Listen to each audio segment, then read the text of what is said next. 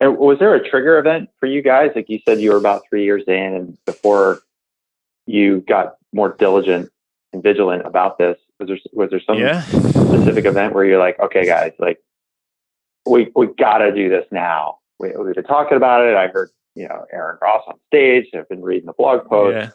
Everyone says we should do ICP. We haven't been doing it. Now's the time. We did a event. We did a company offsite. I remember it. And we sat in a room, and we literally got the whiteboards up, and we said, right, we said to the whole Refract employee base, who are our most, let's describe one of our most successful customers. Let's describe what it is about them. And we described the age of the prospect. We described the structure of their sales team. We described how they sold. We described how they use the product. We kind of created this like checklist of like so many different things. And we said, right, which other customers have we got that share a lot of those same attributes? And suddenly we're like, well, they pay us the most money. They pay us the most money. They've been with us for 3 years. They pay us the most. We were like, and it's just that you define these things and say, hey, like this is what these are our best customers. Because I don't think there's any better indicator than the people who, work with you the longest and happy paying you more money. As like, there's two of your strongest indicators that you've got your delighting customers. And if you can see some correlation across other customers, then you know that you start to figure out what your ICP looks like. So it was definitely that company offsite was. I'm not kidding, Scott. It was, looking back now, I'm so glad we did that and had that conversation, because the next week, when we came back to the office, we got them printed out, these huge like posters of, and we we put one of our prospects' faces on, like as in like this is our like a real person's face on the top, and put the attributes of that person and bullet points underneath. And it's like we almost document, like we share an example in the book, and it's like that is the first thing that you see when you walk into the office, whether your sales or customer success.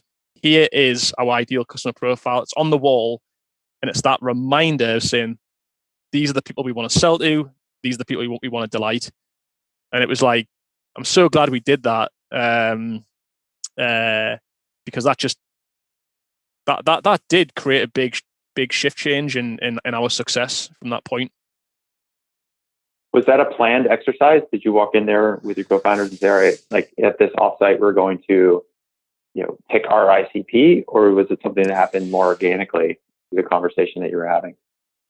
It was one of a number of things that we were looking to talk about. And by the way, just for anybody like doing little offsites, is just, I can't recommend them highly enough. Like, it's amazing the kind of stuff you talk about and get through in those just away from the office. Just I know obviously it's difficult to do them right now. But I think, yeah, we acknowledged that we had a bit of a problem. And it was kind of talking about that problem just kind of initiated the conversation, and we ended up, 3 hours on the topic. So yeah, it was sort of planned, but sort of not. And was the problem just around growth and getting more customers, or something else that you identified as we got to fix? Or is it more of like, we're not quite sure what the issue is, but we felt like we'd be growing faster by now? Yeah, it was a combination of everything. I think it was, hey, we're doing well as a business, but we could be doing so much better. I think in our world, it's about revenue, it's about growth, it's about retention. It's about reducing churn. Like they're the big metrics. And so it was like, okay, what are the things that we can do to improve? We were going in the right direction, but it just sped everything up, to be honest. So yeah.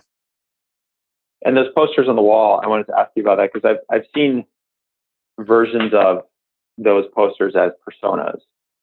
I think a lot of times people interchangeably might use the ICP with the persona. Were you thinking those as the same, or were you thinking those differently? Because often I think about personas as more like a product-based exercise.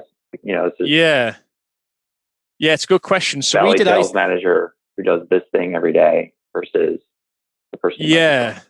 So we start with the ICP, like almost like the company, like what's the attributes of the company and the kind of the type of sales organization they are. But then we have the persona is like, okay, the specific person that we want to contact in that company. So we kind of combine those two things together, like, but still separating them. And this is what I mean. Like we even talked about like the age of our prospect as being like a thing, and people might hear that and think that sounds crazy, but like there is a correlation there between like prospects of a certain age are the people who buy from us more than others. It's not. That's just something that we've learned of like saying, okay, well there's a trend there, and it's amazing what you can. The super specific things you can actually pick up about your best fit customers if you truly analyze it. And I think that's what it's all about. It's trying to find more people who spend less time selling to people who probably aren't going to buy from you, more time spent selling to people who are going to buy from you. It's a very simple message, but we sometimes forget about that a lot of the time.